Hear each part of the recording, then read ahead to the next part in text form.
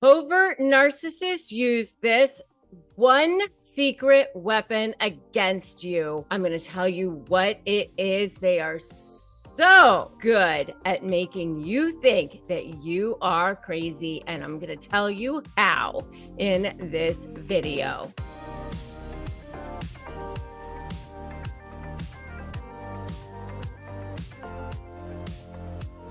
Hey, I'm Rebecca Zung. I am a narcissist negotiation expert. I'm also an attorney, and it is my mission on this planet to break you free from narcissists.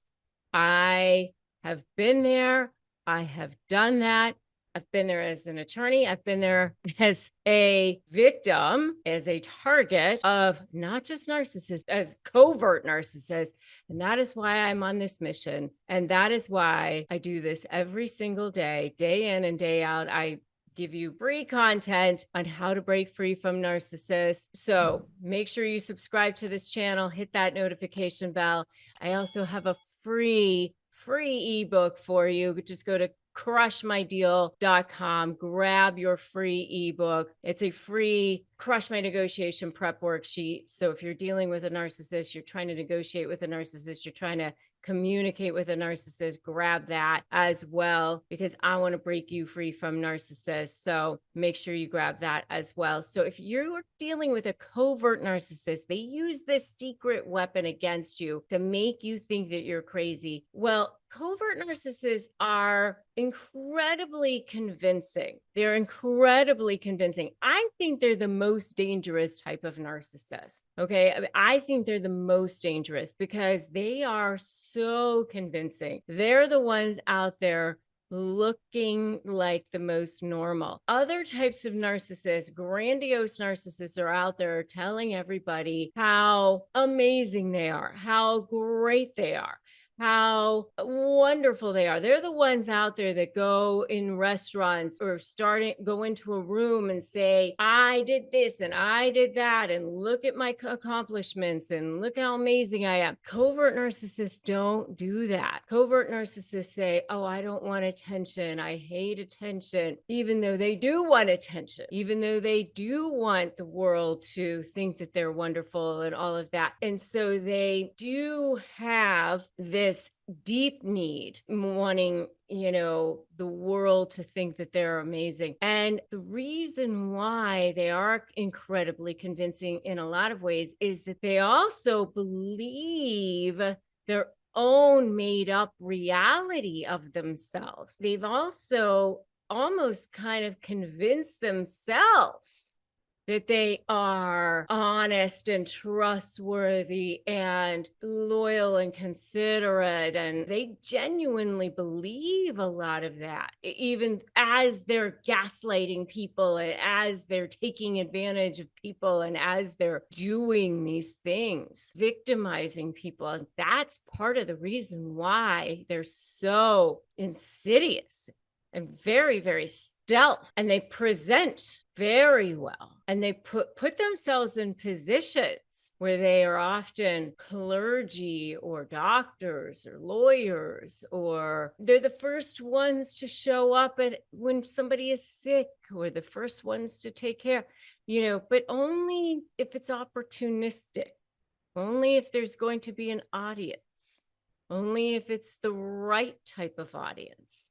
Only if the scenario presents itself to be the right one. They have to appear in the right way. And they're masters at orchestrating situations, a lot of times, where they can pit people against each other, where they can dig deep wells where it looks like they are the good person and the other person is bad, or they set themselves up so that they're calm and the other person is crazy. So they, here they are, the rational one, and the other person is out of control, sobbing or screaming, and they're just, I don't know what happened there.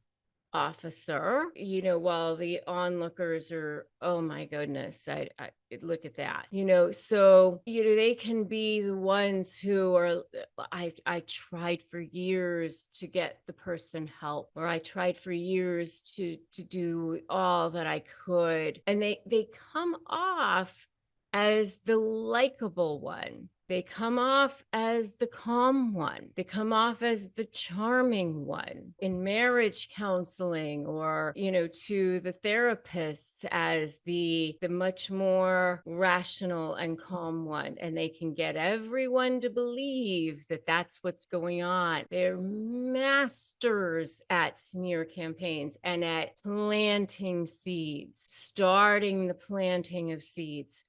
Oh, I'm so concerned about, how much they had to drink that night. I just, I'm just really concerned about that situation.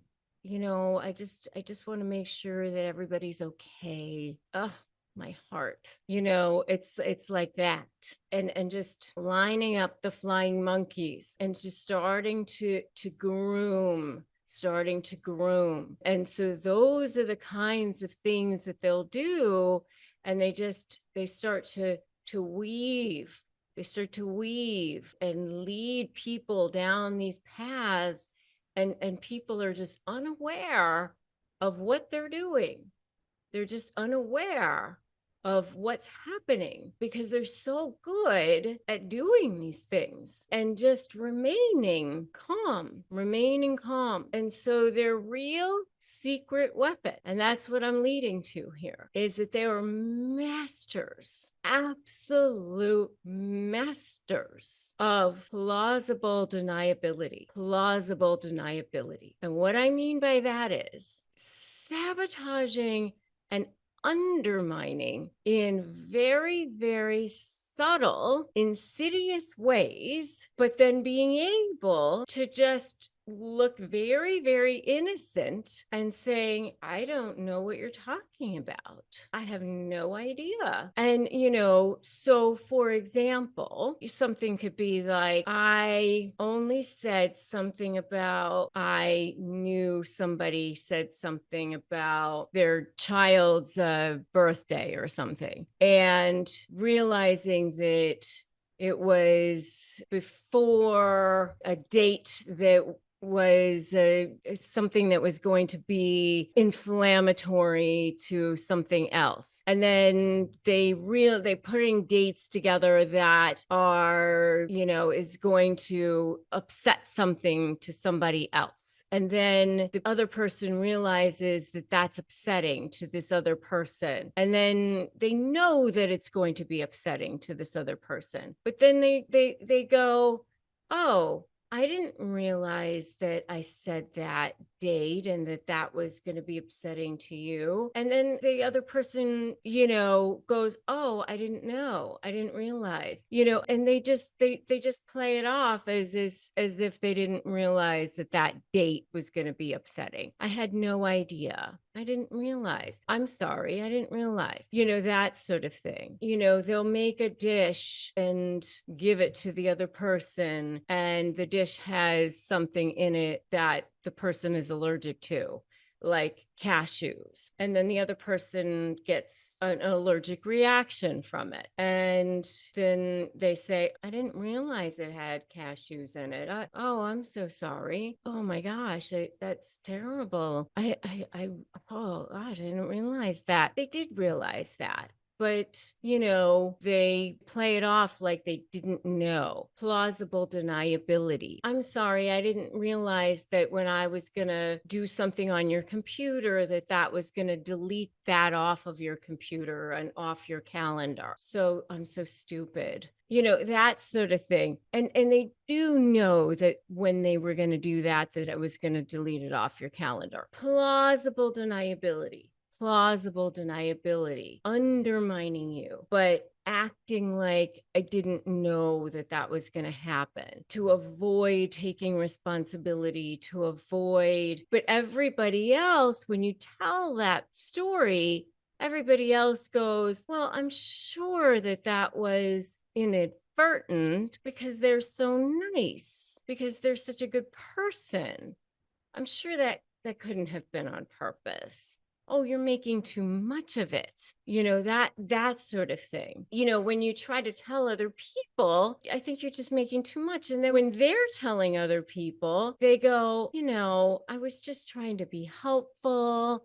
I was just trying to be nice. Gosh, they do they really think that I would try to make them sick on purpose? That's just so crazy, that sort of thing. And sometimes I do believe they really believe their stuff. Like, they really think that I would be that horrible of a person, and they start to even believe their own lies. Sometimes it actually is like that crazy making. And so I believe that the worst secret weapon that they have is this plausible deniability, where they actually start to make you think that you're absolutely crazy, and the world cannot see it. The world cannot see it at all. And you are just, over time, it's like death by 1,000 cuts. And it's